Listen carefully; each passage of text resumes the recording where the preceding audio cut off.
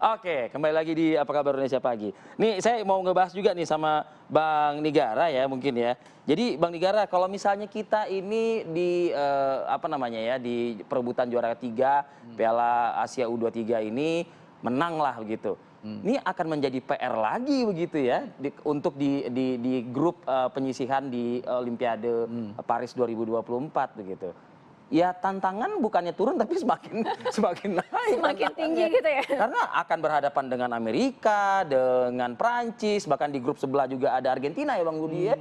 Gimana nih melihat ini Bang Nigara? Gini, kalau tantangan tuh nggak ada yang di bawah, tantangan di atas. Pasti di atas. Iya dong. Betul. Jadi kalau kita dapat tantangan di bawah bukan tantangan namanya. Iya kan? Iya, betul. Kita aja kayak kita wartawan. Kalau suruh ini kita wawancara ini kan nggak gampang tuh. Dibanding wawancara orang di jalan kan gampang betul. Nah, sama itu posisinya. Jadi kalau tantangan ke depan ya harus kita raih. Nah, anak-anak ini siap nggak? Siap, insya Allah. Nah, cuma memang tadi sepakat saya nih kelelahan. Nah, pertanyaannya sederhana. Kau Rifi mungkin enggak, zaman saya Eli dia enggak mungkin. Ini apa Sira juga enggak. Saya nih AMK. Asal makan kenyang. Kebayang enggak itu anak-anak mereka kayak apa? Di Indonesia ini pemain-pemain bola atlet lah, atlet gitu rata-rata anak kelas menengah ke bawah. Anak kelas menengah ke bawah di Indonesia ini AMK makannya, asal makan kenyang. Apa aja dimakannya. Makanya Sintayong marah ketika ada yang kedapatan makan mie instan. Kan itu persoalannya. Kalau Korea, saya ke Korea berulang-ulang, PSSI di Korea. Apa yang terjadi di sana? Mereka kampus punya lapangan fasilitas olahraga luar biasa, makan mereka gratis semua. Kita enggak gitu. Jadi kita bersyukur nih ada yang kayak gini tim nih, Sintayong menciptakan gini, kita bersyukur. Kekurangan masih banyak kekurangannya. Tapi kalau mental bagaimana Bang? Mental mereka gitu. Tadi malam kan penuh tekanan gitu. Ini kan saya udah bilang nih, tadi Eli deh, pemain nasional tanya Eli deh. Iya. Kita kalau udah dengar orang ngomong Inggris, ngomong Belanda, ngomong Prancis, semua ilmu kita hilang. Betul nggak Eli? Ini saya ngalamin, Vi. Ini di sini di Kuningan. Dari kantor suruh wawancara Benny Murdani. Persiapan semua saya buat, kita mau ketemu Panglima TNI ABRI kan, kayak apa? Susah. Ini akhirnya Pak Cardono almarhum kasih, nih sudah. Ben ini koncoku mau wawancara. Begitu sampai, apa? Semua yang kita siapin 2 minggu langsung. Gitu. Karena mental kita langsung. Ini anak-anak nih sekarang, mentalnya bagus. Kenapa? Main di luar. Bergaul sama orang luar. Kan itu, mereka sama tuh ngomong sama. Diaspora sehingga mereka akhirnya apa? Kebiasaan, dengan biasa kayak gitu. Enak, ini kayak dia lah. Oke. Dia dari kecil di lingkungan sepak bola, kalau nggak kelotokan, jangan dipanggil dia. Mas Budi, gitu. Mas Budi, apa kelelahan Mas Budi? Kayaknya kalau dibilang ya, mungkin bagi sebagian masyarakat mungkin ada yang setuju, tapi ada juga mungkin setuju tapi dengan catatan gitu loh maksudnya ya kan. Artinya begini, kalau dibilang kelelahan dari Qatar, terus udah gitu lanjut lagi ke Australia, lalu juga ke Yordania, Korsel. Itu jaraknya sih nggak terlalu terpaut jauh lah gitu.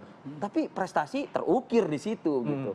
Ini kelelahan yang seperti apa sih kira-kira ini? Jadi begini, dalam sebuah turnamen ini kan ada yang namanya peak performance. Dan peak performance Indonesia top levelnya itu ada ketika lawan Yordania. Di mana kita menang 4-1. Ketika melawan Korsel memang kita kuat, kita bisa ngimbangin.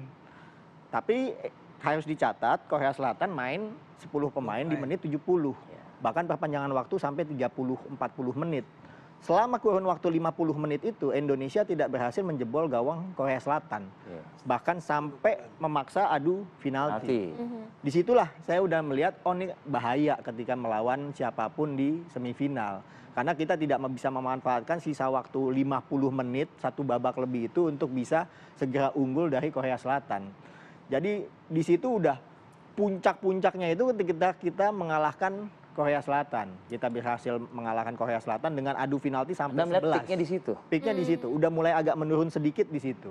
Dan ketika melawan Uzbekistan dengan semua pemain yang komplit, variatif, pelatihnya juga dari awal tidak termakan dengan perang urat saraf. Jadi berapapun supporter Indonesia di Stadion Bin Khalifa, kita tidak akan terpengaruh. Itu dibuktikan sama Timur Kapatse.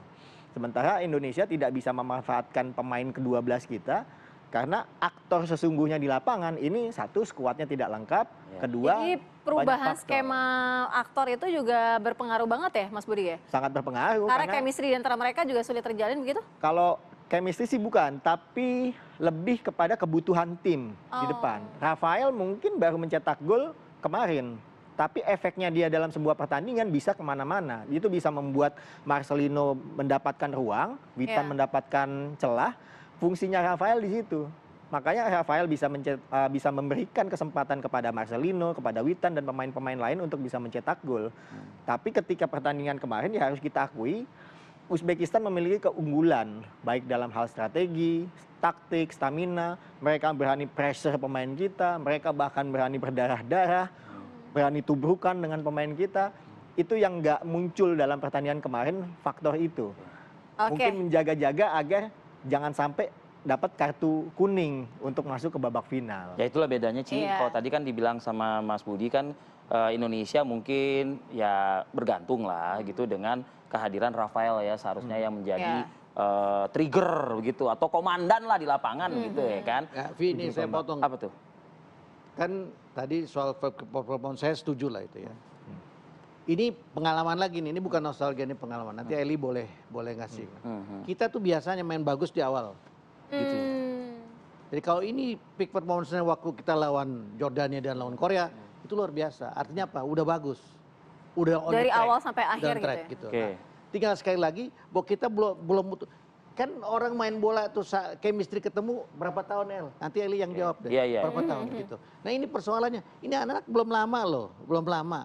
Jadi maksud saya ini jalannya udah dapet nih. Materinya udah dapet nih, tinggal pemolesan. Makanya kita butuh 5 tahun nih, gitu. Terserah mau Sintayong kok, mau siapa terserah aja gitu. Tetapi anak-anak ini punya dan mereka bergaul keluar ini yang paling penting sehingga nggak ada minder lagi gitu. Nah dengan posisi seperti itu kita saya yakin paling tidak 5 tahun ke depan kita akan punya tim yang Amin ya, mudah-mudahan Amin, insya Allah. Oke, kita juga sudah bergabung bersama dengan Vidi. Akhirnya bisa bergabung? Iya, sudah bisa bergabung ya. Ketua Indonesian Football Association in Qatar ataupun founder Garuda Qatar. Mas Vidi, selamat pagi waktu tanah air di sana dini hari nih Mas Vidi. Iya, benar. Iya betul. Mas Vidi. Selamat pagi Mbak Sira. Waduh, mata berat nih. Ini mata berat bukan kurang tidur, tapi kayaknya tangisan yang dirasakan ya Mas Vidi. Gimana Mas Vidi? Komentar Anda dari permainan tadi malam. Anda menyaksikan langsung tentunya ya? Ya betul, saya menyaksikan langsung kebetulan di stadium. Ya memang dari segi permainan mungkin kita dari penguasaan bola mungkin lebih dominan kepada Uzbekistan. Tapi kalau saya melihat dari gamenya itu sendiri kurang lebih seperti waktu Indonesia lawan Korea ya, tapi dalam arti sebaliknya, di mana pada saat itu waktu Korea mencetak gol dan juga dianulir oleh VAR. Sehingga berbalik Indonesia menjadi leading. Jadi kurang lebih pada saat pertandingan semalam saya lihat sebaliknya untuk Indonesia gitu. Pada saat Indonesia mencetak gol, terus no decision goal by VAR, tiba-tiba kita mungkin kehilangan konsentrasi di situ. Jadi pada saat itu terjadi gol pertama dari Uzbekistan dan dilanjutkan kepada kurang beruntungnya dengan kartu merah dari Rizky Ridho. Dan disambung dengan gol kedua dari Uzbekistan itu sendiri. Terus saya melihatnya seperti itu semalam. Teman-teman supporter bagaimana pada saat itu di stadion? Karena ramai banget itu. Ya tentunya kita sedih ya. Kita sedih tentunya, tapi tetap kita akan dukung timnas kita. Kita akan kita lupakan tadi malam. Dan kita akan melihat ke depan untuk support di perebutan juara 3. Dan tentunya kita berharap bisa lolos untuk ke Olimpik 2024 ya. Dengan menjadi juara 3. Insyaallah. Iya. Kalau Mas Vidi bisa menceritakan, menggambarkan ketika tadi malam gitu, usai pertandingan, bagaimana dari timnas sendiri gitu ketika sudah selesai pertandingan? Timnas sendiri mereka sedih, tapi mereka saya salut, mereka appreciate kepada kita. Mereka juga berjalan keliling dan kita tetap memberi support kepada mereka, memberi terima kasih Garuda kepada mereka untuk tetap memberi semangat kepada mereka. Bahwa Mas perjuangan Vidi, kita masih pada belum berakhir saat- nih. Ya. Betul, Ya, betul, betul. Ya, sepakat. belum berakhir. Garis bawahi yang dikatain Bang Negara tadi itu, ya kan? Masih harus menatap ke depan gitu. Mas Vidi, saya yakin Iya. ketika kita merobek gawang lawan tadi malam itu, meskipun ya dalam kurung gitu dianulir lah Iya. gitu ya. Itu supporter Iya. pasti luar biasa meriahnya pada saat itu. Tapi akhirnya dianulir. Bagaimana tuh? Suasana bisa Anda ceritakan Iya. kembali, gambarkan kembali nggak tuh? Di tribun tuh seperti apa itu?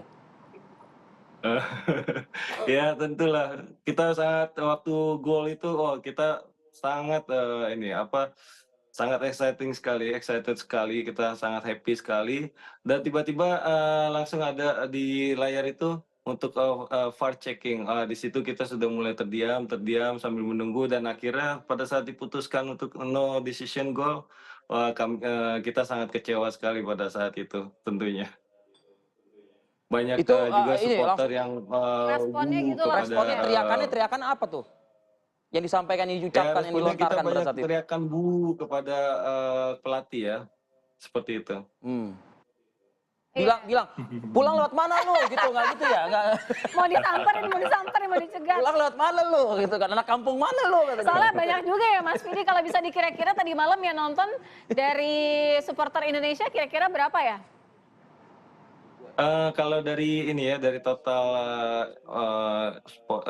penonton itu ada 8.900. Tapi yang saya lihat di Oke. stadium, untuk Uzbekistan itu sendiri saya lihat hanya 1 atau 2 section maksimum. Jadi let's say saya confidence kalau kita sekitar 90% lah minimum Wow. dari 9.000 itu Wow, sendiri. jadi kita mendominasi ya. Oke, Bang Nik, Oh iya, supporter betul, luar betul. biasa loh. Iya. Hanya 1 atau 2 section. Iya. Paling 1-2 section tuh kira-kira berapa sih, Mas Vidi? 500 kan. Kapasitas Paling kalau stadion satu section, 2 section itu sekitar 300 mungkin ya. 300 atau 600 paling banyak.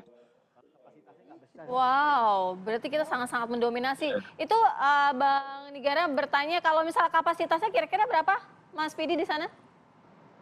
Kapasitas stadium itu maksimum 10.000, kurang lebih 10.000 lah. Maksimum 10.000. Ya, sebenarnya Wow, ini luar audiens biasa semalam loh, kita itu mendominasi lebih loh. sedikit ya dibandingkan perempat final kemarin, karena perempat final kemarin itu kita mencapai 9.100, tapi tadi malam entah kenapa hanya 8.900 gitu. Padahal kita expecting akan lebih banyak penontonnya.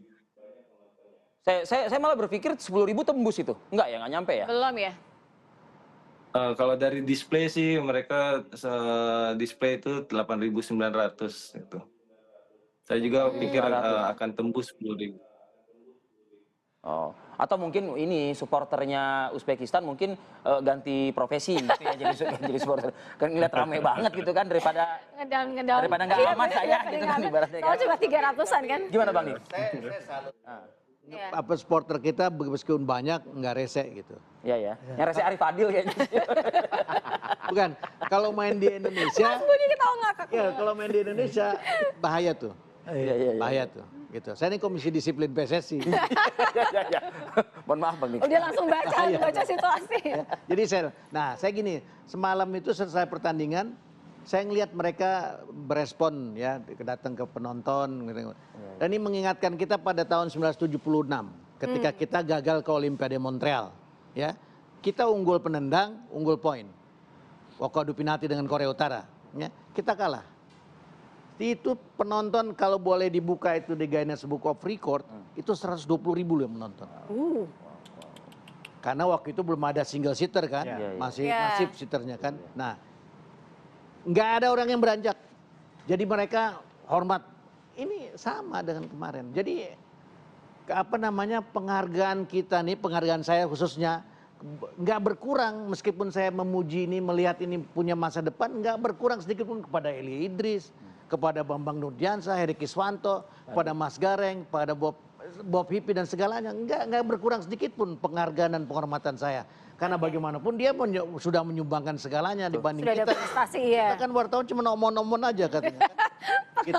Kita pengamat nih cuma analisa, lebih hebat dari pelatih. Kalau gitu jadi pelatih aja. Mereka Gitu. yang menorehkan prestasi. Mereka Iya. gitu. Iya. Bahwa mereka belum berhasil, ya itu memang fakta nggak bisa kita sangkal gitu. Baik, baik. Oke. Kita lanjutkan ya Mas Budi Setiawan dan juga Bang Yeli Idris, satu juga Mas Vidi Vidi. juga di Qatar. Usai jeda pada berikut kami akan kembali.